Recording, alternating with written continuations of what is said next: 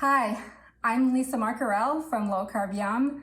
Today I'm going to be sharing an extra special low carb treat with you. It's my keto cake pops, and they really are super delicious. If you're a chocolate lover, you are really going to love this recipe because I make it with one of my favorite keto products, probably top 3 for sure.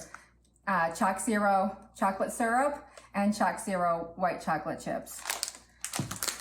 So these cake pops have a delicious chocolate cake filling inside, and then they're coated with white chocolate. And I have to tell you, this is probably one of the best and most delicious keto treats I have made so far. So I think you're really gonna like this recipe. It is gonna take some time because you have to make your cake first, and then you gotta freeze the cake balls. You have to make the cake balls and then freeze them a little bit before you dip it in the chocolate.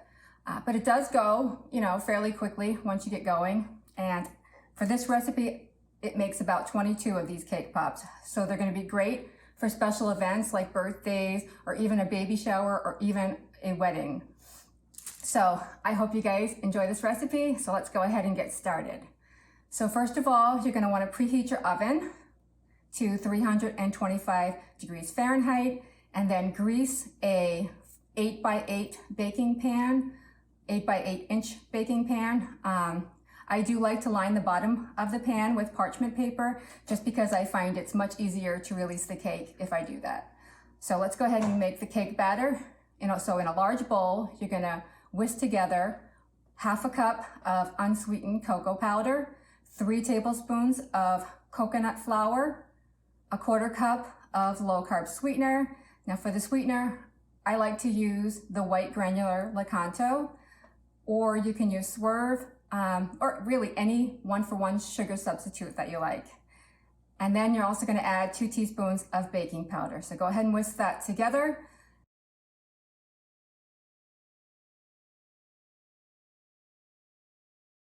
And then you're gonna add 6 tablespoons of heavy cream, 2 teaspoons of coconut oil,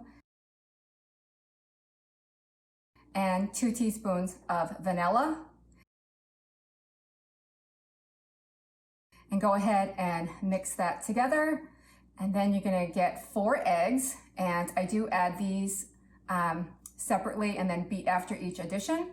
So go ahead and add 4 eggs and beat after each until you have a nice, smooth cake batter. Then you're gonna take the cake batter and pour it into your prepared pan, and you're gonna bake it at 325 degrees Fahrenheit for about 25 to 30 minutes. I do just test it at the end to make sure it's done. I like to use a toothpick, insert it somewhere near the center, and then just make sure it comes out pretty dry, and then it's gonna be done.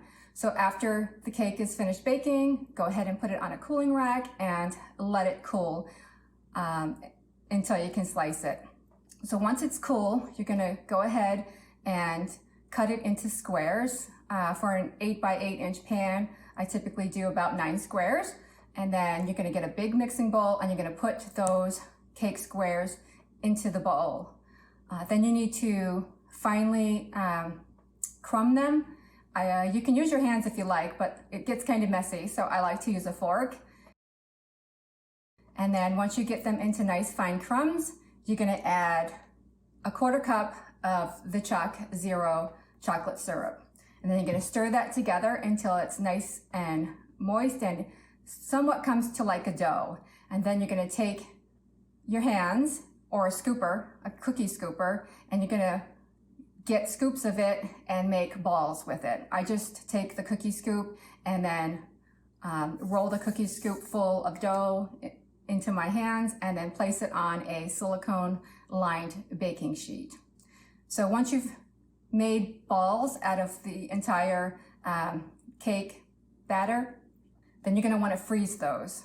The thing that I found is that putting in the little cake pop sticks before you freeze them and then adding a little bit of the melted chocolate into them keeps the cake ball from falling off the stick when you're dipping it in the chocolate later. So once you've made all of your cake balls, What I like to do is to have some of the melted white chocolate chips, and I use the keto-friendly ChocZero white chocolate chips. So I take them and I put them in a chocolate melter. You can definitely use a microwave or a double boiler to melt your chocolate. You just want to make sure that the temperature doesn't get too hot so you don't burn the chocolate. So I have some chocolate chips that are already melted in the chocolate melter, and then I'll just dip the tip of the stick in the melted white chocolate, and then I go ahead and poke it about halfway through each cake ball. So once you've got the sticks in all of the cake balls with the melted white chocolate in the stick so that it really adheres nicely, you're going to want to freeze that. I found that you want to freeze it for about a couple hours so that they're nice and hard. That way when you dip them into the chocolate will harden much faster. So this is why I'm telling you it's going to take a little time, because you do need to let those balls freeze a little bit, and you're going to have to, dip the chocolate and get the sticks in nicely.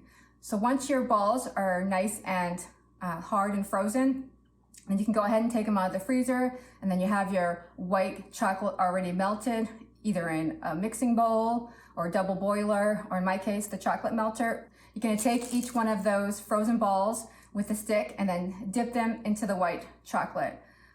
What I found is that it helps to get a nice even coating if you kind of twirl the cake ball on the stick as the chocolate is melting. And then before the chocolate starts to harden, if you want to add the keto sprinkles, I do like to add sprinkles. The ones I use are from Stoka, but there's other brands that make them as well. Go ahead and sprinkle any kind of sprinkles or crumbs or anything that you want on the top of each of the cake balls. Now you don't have to put the sprinkles, but I just think it looks a lot prettier when you do. So make sure you do that. Now the other thing you're gonna wanna have is a place to let the cake pops dry completely with the chocolate coating. I like to use one of those craft styrofoam blocks. Usually take a couple of the longer ones, and then before I'm gonna be dipping the cake balls into the melted chocolate, I'll go ahead and poke little holes spaced apart a couple inches so that I can just quickly have somewhere to put them to stand. If you do have like a cardboard box, you can poke some of the holes in it, but it's got to be not that high so that it can stand up and not go all the way through the box. But like I said, the craft styrofoam blocks work really well for this. And then that's all there is to making these easy and delicious keto cake pops. And the other thing I like to do is wrap them. They have little cake pop wrappers. So you just put them in and you get a little twisty. And that keeps them nice and individually wrapped. I keep them in the freezer, but I mean, you can keep them on the shelf for at least a few days. And I have to tell you, they are really super delicious. I like to keep some of these in the freezer for quick snacks later on because they have become my favorite keto treat. I really love it, and I hope you guys are gonna like these cake pops as well because they are delicious. I can't say that enough. And the chocolate cake inside is super moist and delicious thanks to the ChocZero syrup. I hope you guys love this recipe. I hope you give it a try. Let me know what you think in the comments. That's it for now. See you guys later. Bye-bye.